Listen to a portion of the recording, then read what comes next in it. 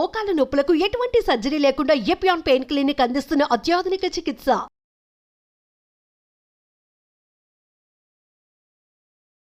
నమస్తే, welcome to Suman TV, India's largest digital media network.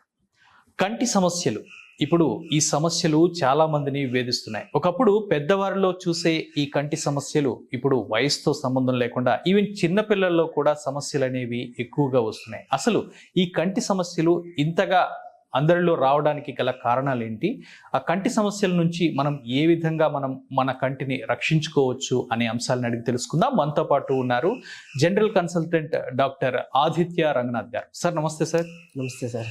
Sir, ఇప్పుడు నవేడేస్లో చూసుకుంటే లైఫ్ స్టైల్ కానివ్వండి, లేదంటే మన ఆహారపు అలవాట్లు కానివ్వండి, కంటి సమస్యలు అనేవి ప్రతి ఒక్కరిని వేధిస్తున్నాయనే చెప్పాలి. ఈవెన్ ఒకప్పుడు పెద్దవారిలో మనం చూసుకునే వాళ్ళం ఈ సమస్యలు అనేవి, కానీ ఇప్పుడు ఒక సర్టెన్ ఏజ్ వచ్చిన వాళ్ళలో ఇమీడియట్గా మనకి కంటి సమస్యలు అనేవి స్టార్ట్ అయిపోతున్నాయి. ఈవెన్ చిన్నపిల్లల్లో అయితే పాపం ఆ వయసుతో సంబంధం లేకుండా స్పెట్స్ కూడా యూజ్ చేస్తున్న పరిస్థితి. అసలు ఈ కంటి సమస్యలు ఇంతగా రావడానికి గల ప్రధాన కారణాలు ఏమై ఉంటాయి?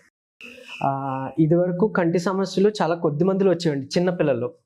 ఏజ్ పైబడుతున్న కొద్దీ పెద్దవాళ్ళలో చూసేవాళ్ళం మీరు అన్నట్టే. లేదంటే ఎక్కువ ఐ స్ట్రెయిన్ వల్ల కూడా సైట్ ప్రాబ్లమ్స్ వచ్చేవాళ్ళం మనం చూసేవాళ్ళం. అవును. కానీ ఇప్పట్లో ఏంటంటే చిన్న వయసు నుంచే, ఇంకా చెప్పాలంటే చాలా చంటి పిల్లల నుంచే కూడా కొంతమందికి ఐ విజన్ అనేది చాలా ఇష్యూస్ వచ్చి వాళ్ళకు కూడా స్పెక్స్ వాడాల్సిన అవసరం వస్తుంది.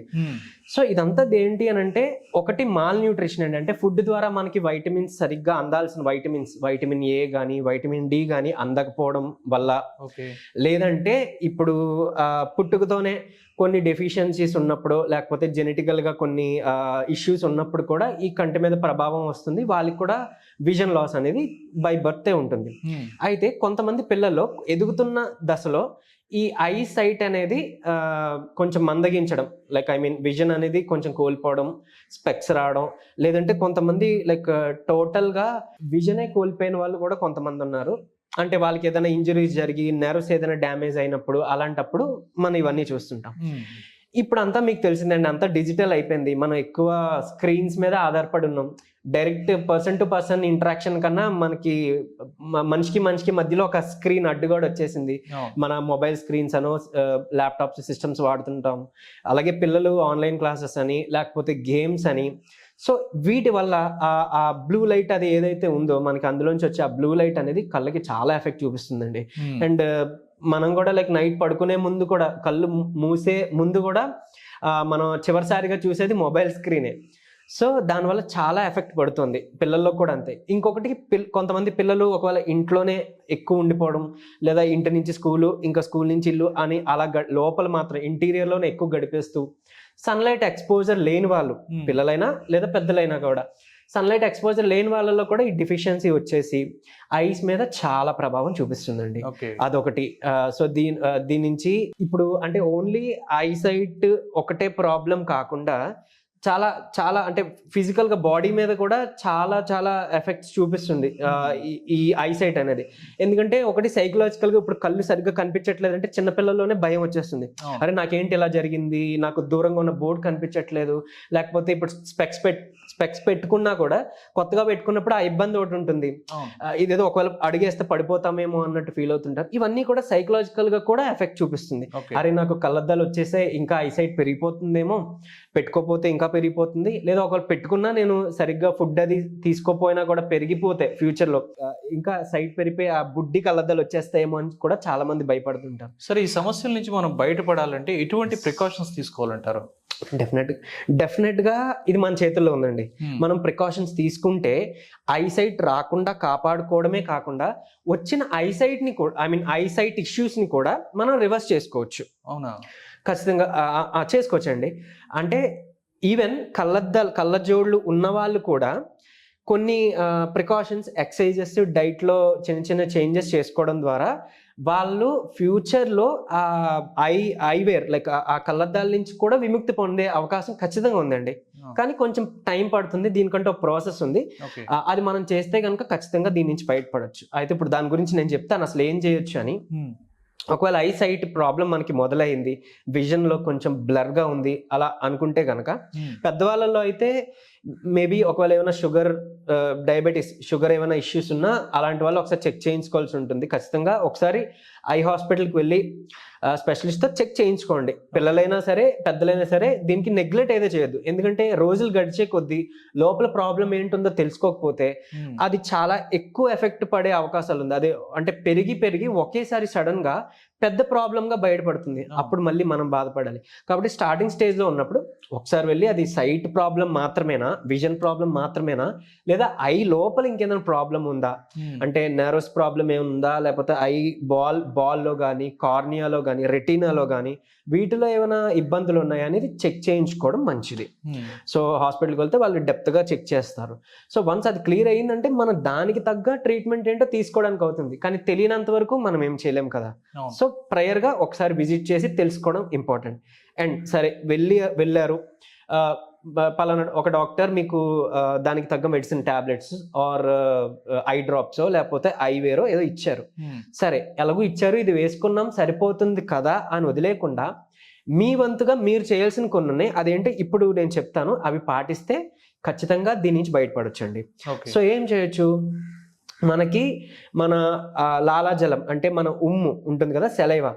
పొద్దున్నే లేచిన వెంటనే ఫస్ట్ మనకు వచ్చే సెలైవాలో అది సెలైవా చాలా మంచి పవర్ఫుల్ అండి. అంటే అది ఊన్స్ దెబ్బ అంటే మీరు గమనించుంటారు, కొన్ని కుక్కలు కానీ కొన్ని జంతువులు కానీ వాటికి దెబ్బ తగిలితే అవి వాటిని నాకుతుంటాయి ఆ దెబ్బ తగిలిన ప్రాంతంలో. ఎందుకు అని అంటే దీనికి ఆ యాంటీ ఇన్ఫెక్షన్ నుంచి కాపాడే యాంటీ బ్యాక్టీరియల్ యాంటీవైరల్ ఈ ప్రాపర్టీస్ మన సెలైవాలో ఉంటుంది అనమాట.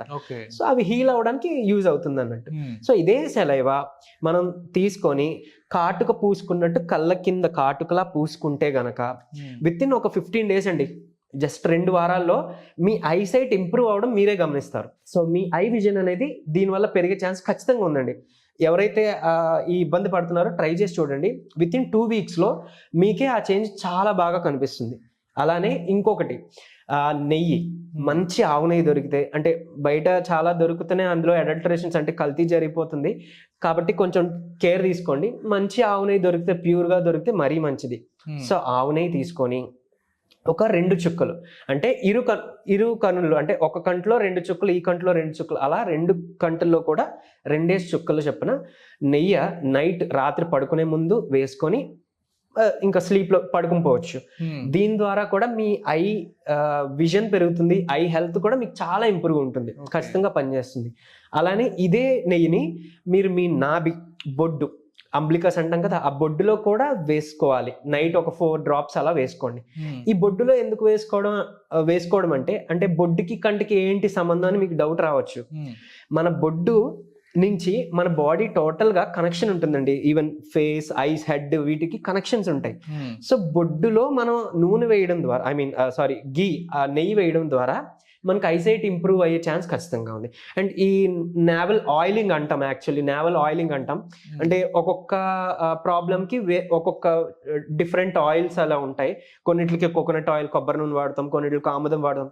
అంటే పర్టికులర్ ఒక డిసీజ్కి సంబంధించి దాని మీద డిపెండ్ అయ్యి ఈ నావల్ ఆయిలింగ్ అంటాం, ఈ బొడ్డులో వేస్తే మనకి దాని మీద ఎఫెక్ట్ చూపించి తగ్గుతుంది. అలాగా ఐసైట్ గురించి మీరు నెయ్యి వాడుకోవచ్చు. ఇంకొకటి, రైతులు కానీ లేదంటే డైలీ లేబర్ కానీ కొంచెం అన్ఈవెన్ రోడ్స్లో, అంటే మట్టి, ఇసుక, రాళ్ళు ఉండే రోడ్స్లో వాళ్ళు పనులు చేయాల్సి వస్తుంది, ఎక్కువ గంటలు అక్కడే వెచ్చించాల్సి వస్తుంది. అలాంటి వాళ్ళకి కూడా కళ్ళల్లో ఇబ్బంది వచ్చే అవకాశం ఉంది. ఎందుకు అని అంటే వాళ్ళ అరికాళ్ళు, పాదాలకి, కంటికి కూడా జనరల్ గా మన దీనికి కనెక్షన్ ఉంటుందండి.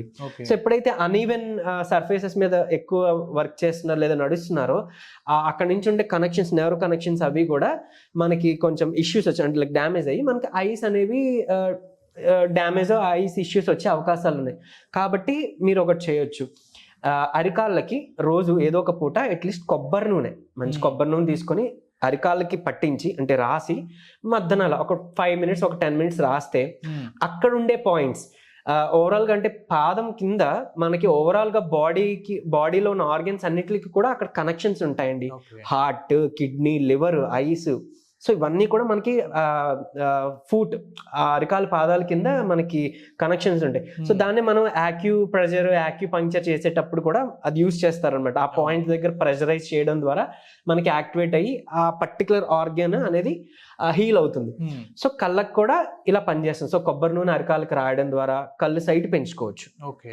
ఇంకొకటి అంటే ఒక చాలా మందికి తెలియని విషయం, కళ్ళద్దాలు ఒకసారి వచ్చేస్తే అది ఖచ్చితంగా వాడాలి, వాడకపోతే ఇంకా సైట్ పెరిగిపోతుంది, సైట్ ఇష్యూ పెరిగిపోతుంది, పవర్ పెరిగిపోతుంది అంటారు కదా. సో ఈ కళ్ళద్దాల నుంచి కూడా విముక్తి పొందే ఒక టెక్నిక్ ఉందండి. సో అదేంటంటే జనరల్ గా మీకు సైట్ ఇష్యూస్ వచ్చింది, వెళ్ళి చెక్ చేయించుకున్నారు, పవర్ ఎంతో చూసాం, ఫర్ ఎగ్జాంపుల్ -2, -3 లేదా -1 ఆర్ +1 +2 సంథింగ్ చెప్పారు డాక్టర్. సో మీకు ప్రిస్క్రైబ్ చేసిన పవర్ కన్నా ఒక 0.5 పవర్ లెస్ ఉన్న లెన్స్ చేయించుకోండి. కళ్ళద్దాల లెన్స్ 0.5 పవర్ తక్కువ చేయించుకోండి మీకున్న దీనికన్నా. సో అది వాడడం ద్వారా మీ ఐ చుట్టూ ఉన్న మజిల్స్, ఈ బోన్ ఏరియా, ఈ మజిల్స్ అనేవి అడ్జస్ట్ అవుతాయి అన్నమాట.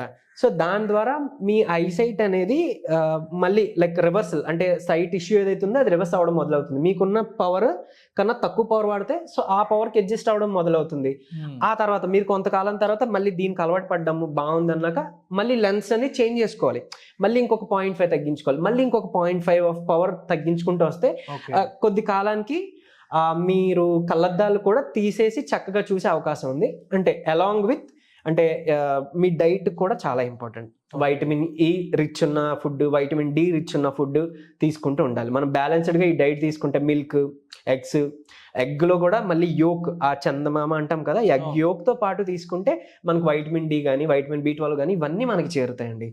సో ఈ డైట్లో కూడా ఇవి ఇంక్లూడ్ చేసుకుంటూ, అలానే ఐస్కి చెప్పినట్టు సెలైవా ఒకటి పెట్టుకుంటూ, ఇది నెయ్యి ఒకటి వాడుకుంటూ ఉంటే కనుక మనకి ఐసైట్ ప్రాబ్లమ్స్ నుంచి విముక్తి పొందొచ్చు. ఇంకొకటి ఐ ఎక్సర్సైజెస్ ఉంటాయి, లైక్ ఫోకస్ అన్నమాట. ఇంకొకటి ఐ గేజింగ్ అంటాం, సన్ గేజింగ్ అంటాం. అంటే మనం ఎండలో నుంచొని సూర్యుడిని డైరెక్ట్గా కాకుండా కళ్ళు మూసుకొని సూర్యుడిని మన ఈ కంట్లో మనకి కనిపిస్తుంది కదా, ఆ లైట్ కనిపించేలాగా ఎక్స్పోజ్ చేయాలన్నమాట మన ఫేస్ని, కొంచెం హెడ్ టిల్ట్ చేసి. సో అలా ఒక 10 minutes అలా మీరు స్పెండ్ చేస్తే గనక మీకు ఐసైట్ ఇంప్రూవ్ అవుతుంది. ఇంకొకటి ఐ ఎక్సర్సైజెస్ కొన్ని ఉన్నాయి. ఎలాగా మనం ఒక దగ్గర ఎక్కడైనా స్టేబుల్గా కూర్చొని మీ చూపుడు వేలు కానీ లేదా ఎయిదర్ థంబ్ కానీ యూజ్ చేస్తూ హెడ్ రొటేట్ చేయకుండా ఓన్లీ ఐస్ రొటేట్ చేస్తూ, లైక్ ఇలా లెఫ్ట్ టు రైట్, ఓకే, లేదా అలానే మళ్ళీ ఈ మిడిల్ పాయింట్ నుంచి అప్ లో, అలానే డయాగ్నల్స్, ఈ పొజిషన్స్లో ఎక్సర్సైజ్ చేయడం ద్వారా కూడా మనకి ఇక్కడ ఈ మజిల్స్ అనేవి కూడా స్ట్రెయిన్ అది తగ్గి మీకు ఐసైట్ అనేది ఇంప్రూవ్ అవుతుంది. అండ్ ప్రెషర్ పాయింట్స్ ఉంటాయి ఇక్కడ మనకి, ఈ ప్రెషరైజ్ చేసుకోవాలి. లైక్ మీ ఇండెక్స్ ఫింగరో లేదా థంబ్ ఫింగరో పెట్టుకొని ఈ చుట్టూ ఉన్న బోన్ ఏరియాని మనం దీన్ని ప్రెషర్ చేసినట్టు ప్రెషరైజ్ పాయింట్స్ ని ప్రెషర్ చేయాలి. దీని ద్వారా కూడా మీకు ఉన్న ఐ స్ట్రెయిన్ తగ్గుతుంది, ఐసైట్ అనేది ఇంప్రూవ్ అవుతుంది. కొంతమంది ఎక్కువ స్క్రీన్ మీద ఎక్కువ వర్క్ చేసినప్పుడు ఆ బ్లూ లైట్ వల్ల కానీ లేదంటే ఎక్కువ బయట ఉన్నప్పుడు ఐ స్ట్రెయిన్ అయిపోతుంది కదా, అలాంటి వాళ్ళకి కూడా ఒక ఇన్స్టెంట్ రెమెడీ ఉందండి. ఇఫ్ మీకు అలా ఐ స్ట్రెయిన్ అయిపోతే దాని నుంచి త్వరగా మీరు రిలీఫ్ పొందాలనుకుంటే ఒక కూల్ వాటర్ తీసుకోండి, చల్లటి నీళ్ళు తీసుకోండి, ఆ బౌల్లో తీసుకొని కళ్ళు ఓపెన్ చేసి ఆ వాటర్ బౌల్లో మీ ఫేస్ని డిప్ చేయాలన్నమాట. ఆ బౌల్లో వాటర్లో మన కళ్ళు ఓపెన్ చేసి మన ఫేస్ మొత్తం, హెడ్ మొత్తం, ఫేస్ అది ములిగేలా పెట్టుకొని కళ్ళ రెప్పలు కొంచెం ఆడించవచ్చు, లేదా కాన్స్టెంట్ గా మీరు ఓపెన్ చేసి ఉంచైనా పర్వాలేదు. అట్లీస్ట్ ఒక 15 seconds అయినా జస్ట్ కౌంట్ చేసుకొని టైమర్ని మీరు చేసి మళ్ళీ రిలాక్స్ అయ్యి 1 minute మళ్ళీ చేసుకోవచ్చు. అలా జస్ట్ ఒక 2-3 times చేసుకున్నా కూడా ఒకటి ఐలో స్ట్రెయిన్ తగ్గుతూ ఇక్కడ ఉండే పోర్స్, ఫేషియల్ స్కిన్ లో ఉండే పోర్స్ కూడా ఓపెన్ అయ్యి మీకు యాక్ని, మన పింపుల్స్ కూడా రాకుండా కూడా హెల్ప్ చేస్తుంది. ఇక్కడ మనకి స్కిన్ మీద పట్టేసిన డస్ట్ కూడా అది రిమూవ్ చేయడానికి హెల్ప్ చేస్తుంది అనమాట, పోర్స్ ఓపెన్ అవుతాయి. సో ఇన్ని బెనిఫిట్స్ ఉన్నాయండి. Okay, thank you sir. అంటే కంటి సమస్యలకు సంబంధించి చాలా వాల్యుబుల్ టిప్స్ ని చాలా చక్కగా వివరించారు. Thank you sir. Thank you అండి.